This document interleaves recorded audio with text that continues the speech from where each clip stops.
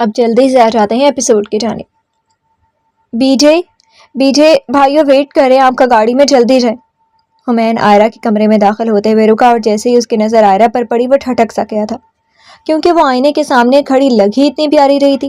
حمین مسکراتے ہوئے آگے بڑھا اور عائرہ کے پاس آیا۔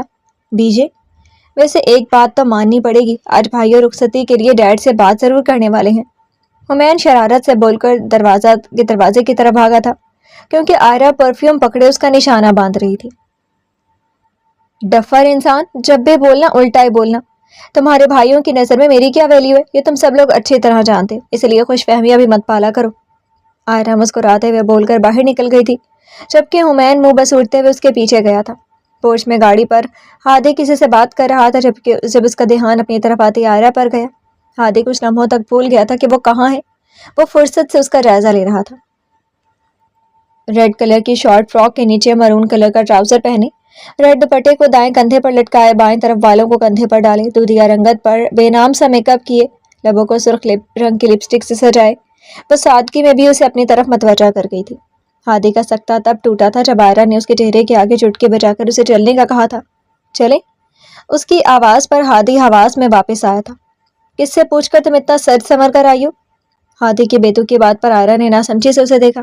شاید آپ نے ہی مجھے اس دن تیار ہونے کا کہا تھا، اور جتنا تیار ہونا مجھے آتا ہے اتنا ہی ہوئی ہوں۔ ابھی کے ابھی یہ لپسٹک ریموو کرو۔ ہادی کی نظریں بار بار اس کے چہرے کے نقوش کو چھونے کی گستاخی کر رہی تھی، اور لبوں پر سجا رنگ وہ چاہ کر بھی اسے دیکھنے سے گریز نہیں برت پا رہا تھا۔ پہلی دفعہ ہی لگائی ہے میں نے، اور میں ریموو تو بالکل نہیں کر رہی۔ عائرہ اسے گھور کر گاڑی کی فرنٹ سیٹ پر بیٹھ گئی۔ ہادی نے ضبط سے مٹھیاں بھینچی تھی، خود کو کنٹرول کرتے ہوئے ڈرائیونگ سیٹ پر آیا تھا اور ایک نظر عائرہ کو دیکھا جو مکمل لاپرواہی کا مظاہرہ کر رہی تھی۔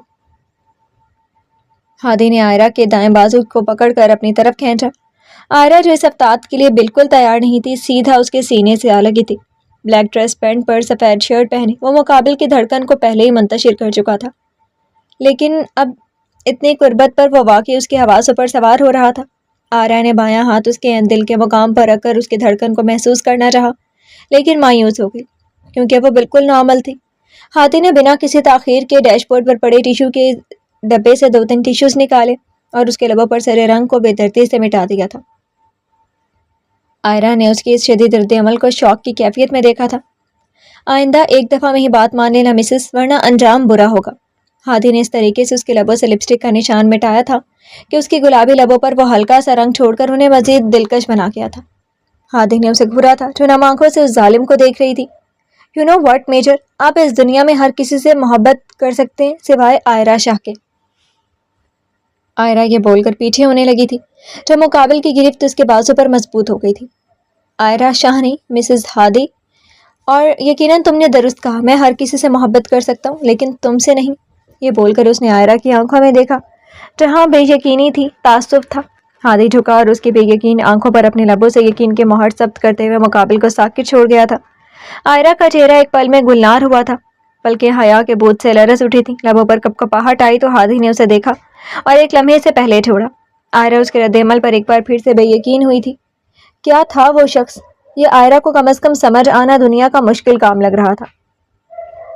ہادی نے بنا اس کی طرف دیکھے گاڑی سٹارٹ کر دی، جبکہ عائرہ بھی خود کو کمپوز کرتے ہوئے ونڈو سے باہر رات کی خاموشی کو محسوس کرنے لگی۔ ایک خلیج تھی ان کے رشتے میں جسے پار کرنا شاید دونوں کو مشکل لگتا تھا۔ وقت تو دونوں کو ایک دوسرے کا احساس دلا رہا تھا، لیکن شاید قسمت کو کچھ اور ہی منظور تھا جو وہ دور کھڑے ان دونوں کی دوری پر مسکرا رہی تھی۔ گمان میں چھوڑ کر مجھ کو اے دل، وہ امید کسی اور کی بن گیا۔ کمرے میں گونجتی سسکیوں کی آواز جو رات کی تنہائی کو جھنجھوڑ رہی تھی، جبکہ خاموشی بار بار اس پری پیکر کا چہرہ دیکھ رہی تھی جسے بنا بات کے سزا دی جاتی تھی۔ ادیبہ نے ایک دم سے کروٹ بدل کر دیکھا تو آبیہ کے لرزتے جسم کو دیکھ کر وہ پریشانی سے اٹھ بیٹھی اور جلدی سے کمرے کی لائٹ آن کی تھی۔ آپ میری جان، کیا ہوا؟ ادیبہ اسے روتے دیکھ کر اسے اپنے احسار میں لے کر بولی۔ آبیہ کے رونے میں شدت آ گئی تھی، وہ ہچکولے لیتے وجود کو سنبھالتے ہوئے اس کے احسار میں بکھرتی جا رہی تھی۔ آپی قسم سے میں اسے نہیں جانتی، میں نہیں جانتی وہ لڑکا کیوں ایسے کرتا ہے، اور ارحم کو بھی مجھ پر یقین نہیں ہے۔ ابو کے سامنے بھی اس نے کتنے بدتمیزی سے بات کی، لیکن ابو نے ارحم کو کچھ کہنے کی بجائے ہمیشہ کی طرح مجھ پر ہاتھ اٹھایا۔ آپی کیوں کرتے ہیں ابو ایسا؟ وہ سراپا سوال بنی۔ ادیبہ کی آنکھیں بھی نم کر گئی تھی۔ میری جان تم جانتی تو ہو ابو تم سے کتنا پیار کرتے ہیں. ہاں کبھی کبھی بس ٹینشن کی وجہ سے وہ ایسے کر جاتے ہیں. ادیبہ نے اسے سمجھانے کی کوشش کی. اس نے سر اٹھا کر ادیبہ کا چہرہ دیکھا تو ادیبہ نظریں چرا گئی. بچپن سے لے کر اب تک میں نے کبھی ان کے سامنے کچھ نہیں کیا, لیکن آپ ہی انہوں نے کبھی آپ کی طرح مجھے اپنے سینے سے نہیں لگایا, کبھی میرے سر پر ہاتھ رکھ کر مجھے باپ کی شفقت کا احساس نہیں دلایا. کیا میں انسان نہیں ہوں؟ آج بھی کتنی بے دردی سے سب کے سامنے مجھ پر ہاتھ اٹھایا, اور دادا ابو نے بھی کچھ نہیں کہا انہیں. کیوں آپ ہی, کیا میں اس گھر کی بیٹی نہیں ہوں؟ عابیہ کے سوالوں کا ادیبہ کے پاس کوئی جواب نہیں تھا. وہ تو خود بچپن سے اس کے ساتھ ہونے والی ناانصافی کی وجہ ڈھونڈ رہی تھی, لیکن شاید وہ بھی وجہ نہیں جان سکی تھی. آپ میری جان ایسا کچھ نہیں ہے, تم جانتی تو ہو ابو کو, بس دادا ابو کی طبیعت کی وجہ سے ویسا ریئیکٹ کر جاتے ہیں. تم دیکھنا اب صبح ہی مجھے بولیں گے کہ میری طرف سے آپ کو شاپنگ کروا لانا اور اچھے سے ڈنر بھی کروا لینا. ادیبہ کی بات پر وہ مسکرائی تھی. واقعی ایسا تھا, شہروز ملک کی طبیعت ایسی ہی تھی. وہ سخت تھے تو نرمی بھی ان کے اندر بلا کی تھی. جانتی ہوں آپ ہی, اس لیے دنیا میں سب سے زیادہ محبت کرتی ہیں ان سے. عابیہ نم آنکھوں سے مسکراتے ہوئے بولی تھی. اس کے لہجے میں شہروز ملک کے لیے محبت ہی محبت تھی. ادیبہ نے مسکرا کر اس کی پیشانی پر بوسہ دیا اور 2-3 ادھر ادھر کی باتیں کر کے اسے سلا کر سو گئی. کمرے سے باہر کھڑا وجود خاموشی سے ان کی باتیں سن کر واپس پلٹ گیا تھا. ملک صاحب, آپ کہاں گئے تھے اتنی رات کو؟ نازش بیگم جو شہروز ملک کی بیوی کے عہدے پر فائز تھی, ان کو کمرے میں داخل ہوتے دیکھ کر موندی آنکھوں کو کھول کر بولی. نازش, مجھے لگتا ہے بابا کی وجہ سے میں آپ کے ساتھ بہت زیادتی کر جاتا ہوں. شہروز ملک کی بات پر نازش نے مسکرا کر انہیں دیکھا. وہ ہماری بیٹی ہے ملک صاحب, اور سمجھتی ہے بابا کے رویے کو, اس لیے تو چپ رہتی ہے. دیکھ لیجیے گا صبح بالکل ٹھیک ہوگی, اب آپ بھی سو جائیں.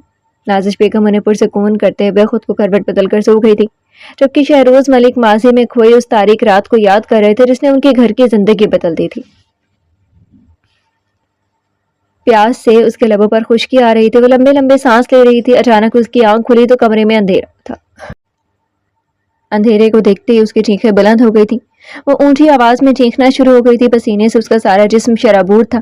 سانسوں کی روانگی معمول سے ہٹ چکی تھی. اس کی چیخوں کی آواز سن کر جلدی سے کوئی اس کے کمرے میں داخل ہوا اور لائٹ آن کی تھی. سامنے لرزتا شمائل کا وجود ہادھیر کو تشویش میں مبتلا کر گیا تھا. اس سے پہلے کہ وہ آگے بڑھتا, آمنہ شاہ بھی نیچے سے اس کی آوازیں سن کر اوپر آ گئی تھی. علی شاہ بھی ان کے ہمراہ تھے. آمنہ شاہ نے آگے بڑھ کر شمائل کو گلے لگایا جو مسلسل چیخ رہی تھی اور روئی جا رہی تھی. ہادھیر نے ناسمجھی سے اس کی حالت کو دیکھا تھا. مانو, سب ٹھیک ہے, دیکھو میں یہاں ہوں تمہارے پاس. مانو, بات سنو, دیکھو ہم سب یہاں ہیں. آمنہ شاہ اسے اپنے حصار میں لیتے ہوئے نرمی سے بولی. اس نے آنکھیں کھول کر آمنہ شاہ کو دیکھا اور پھر رونا شروع کر دیا. اماں سائیں, وہ وہاں پر کوئی تھا. شمائل کی لرزتی آواز پر ہادھیر نے اس کو گھورا, کیونکہ اس کے گھر کی سیکیورٹی نے اس نے ایسے پلان کی تھی کہ کسی کا بھی وجود اس کی اجازت کے بغیر گھر میں داخل نہیں ہو سکتا تھا. ہاں جلدی سے پانی لے کر آؤ. آمنہ شاہ کی آواز پر وہ پانی لینے چلا گیا. جب واپس آیا تو وہ کافی حد تک خود کو سنبھال چکی تھی. آمنہ شاہ اسے کوئی دوائی کھلا رہی تھی. ہادھیر ابھی بھی صورتحال سمجھنے سے قاصر تھا. اچھا, اب میں یہی ہوں اپنی مانوں کے پاس, آپ چلے جائیں اور جا کر سو جائیں.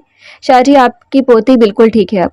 آمنہ شاہ اس کا سر اپنی گود میں رکھتے ہوئے بولی. علی شاہ نے نم آنکھوں سے شمائل کو دیکھا اور پھر اپنا سر اس بات میں ہلاتے ہوئے وہ کمرے سے باہر چلے گئے تھے. ہادھیر بھی ان کے پیچھے ہی کمرے سے نکل گیا. بابا سائیں, کیا ہوا ہے شمائل کو, سب ٹھیک ہے نا؟ ہادھیر علی شاہ کے ساتھ سیڑھیاں اترتے ہوئے سنجیدہ نظروں سے ان کے چہرے پر گاڑے پوچھنے لگے.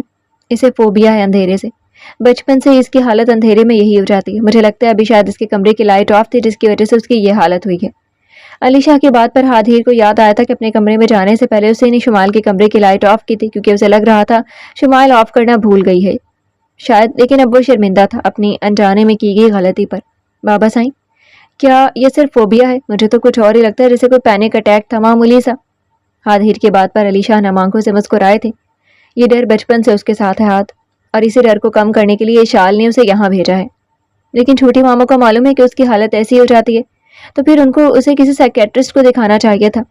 ہادھیر کے مشورے پر علی شاہ نے سنجیدہ نظروں سے اسے دیکھا. بہت مشکل سے وہ زندگی کی طرف واپس آئی ہے ہاتھ, اور ہم نہیں چاہتے ڈاکٹر اسے مزید پاگل کر دے. علی شاہ یہ بول کر اپنے کمرے کی طرف چلے گئے تھے, جبکہ ہادھیر نے الجھن سے ان کی پشت کو دیکھا تھا اور پھر سر جھٹک کر اپنے کمرے کی طرف بڑھ گیا تھا. جی تو فرینڈز, کیسی لگی آپ کو آج کی ایپیسوڈ؟ کمنٹ سیکشن میں ضرور اپنا فیڈ بیک دیجیے گا. پھر حاضر ہوں گے کسی اور نیو ایپیسوڈ کے ساتھ. تب تک کے لیے اجازت دیجیے.